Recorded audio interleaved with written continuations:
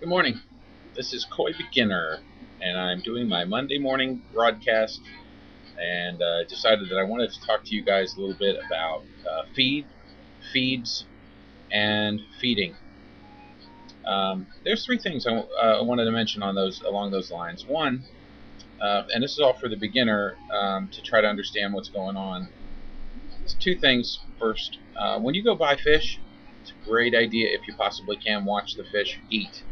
When you go to buy them, if you notice that they look pretty healthy and everything, and you'd want to just confirm it, the secret is to look at two things. One, if any of the fish are isolating themselves from the rest of the school, that's not a very good thing.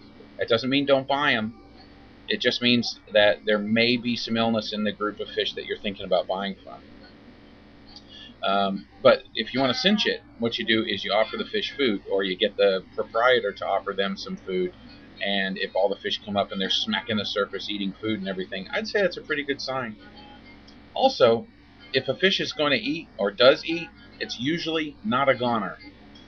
Sorry for the terminology, but it's actually true.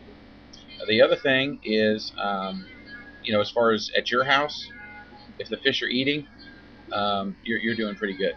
All right. That doesn't mean everybody's healthy and all that stuff. It just means that it's not that bad. And if your fish at your house don't eat, you might need to get busy with some fish disease outbreak information.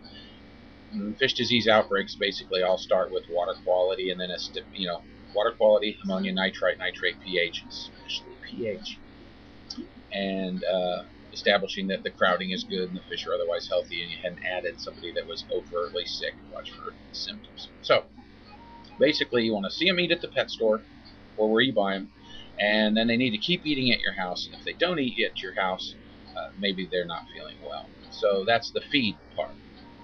How about feeds? Well, right now there's a giant battle in the fish market where everybody's trying to sell you food, and they'll say, "Oh yeah, pretty much anything to get you to buy theirs." And the long and the short of it is, you got to understand that koi, they're carp, and they are scavenging fish, and they love to sift mud and rocks looking for little crustaceans and worms and stuff. If they could find it, they would eat corn on the bottom. They would eat most plant material. They would eat anything soft enough and small enough to get into their mouths. And then we sit there and we go, your fish have to eat, these shrimp imported from Madagascar, not the red ones, but the blue ones, not the blue ones only. They have to be prepared with butter. It's not like that. Koi are very happy eating almost anything. And as long as it's a varied diet, it's probably going to be okay. But listen to this. For best results, probably the first ingredient in the diet should be fish or some other aquacultural protein. For example, the best fish food on the market, bar none, best fish food is made by Medicarp, and it's called Yokozuna, and you can get it from a place I think out in California called Mystic Koi. I think it's the only place you can get it. It's moderately priced, but it has like three forms of aquacultural protein, including shrimp and squid or something. Very low in plant material. Very good food. Probably a dark pellet. I think I've seen it in person. Anyway, it's a bright silver bag. It's cool. Well, I said all that to say this, and the reason being is it is heavily in aquacultural proteins, and it's good for growth in small fish, which the beginner is going to have.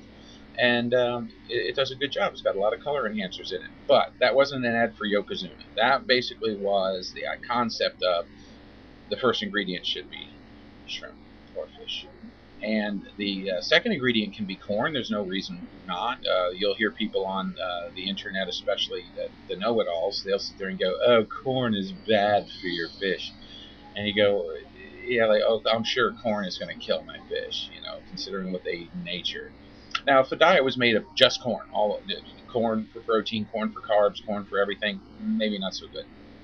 But when you put it with fish protein, it's got a pretty good balance and all. You can have some soy in there too, because it turns out soy and corn, balanced amino acids right there. Fish help, shrimp help for color. We think we mentioned that in another video. Um, so fish formulation, just remember this: fish eat fish. Let's talk a little bit about feeding. People overfeed.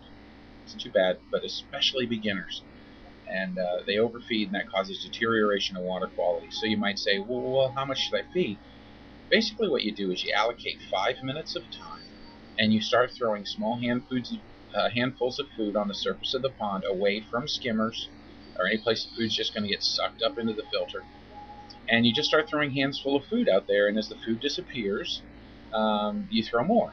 And you just keep the surface of the pond with a little bit of food on it for 5 minutes. Everybody gets their fill in 5 minutes. If the big fish comes up and sucks down all the food, just throw more out there, and you just feed them all they will consume in 5 minutes.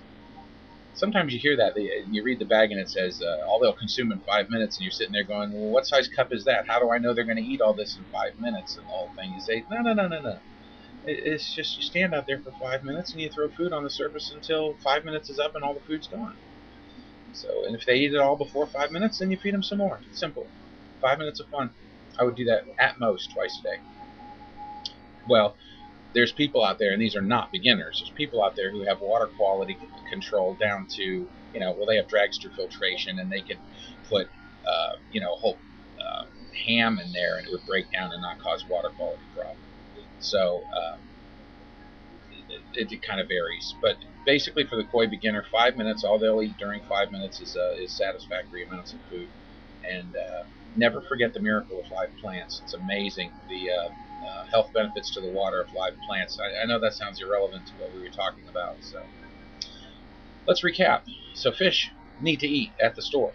They need to eat at your house. If they don't eat at the store, or they don't eat at your house, they might be not healthy. It might be good to either ignore them at the store or fix them at your house.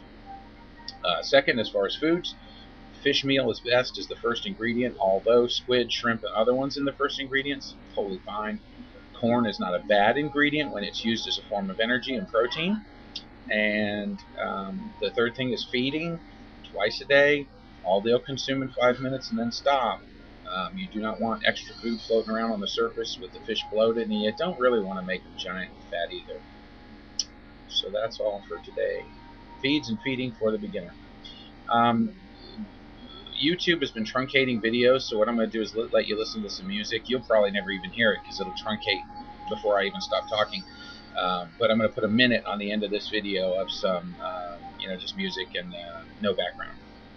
So I'm going to go ahead and get started with that. I hope you have a great day.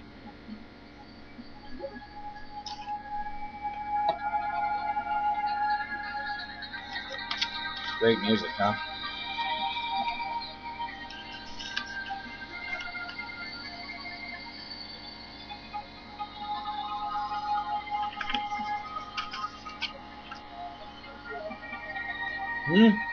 Oh, I'd love one. Coffee from QT is the bomb.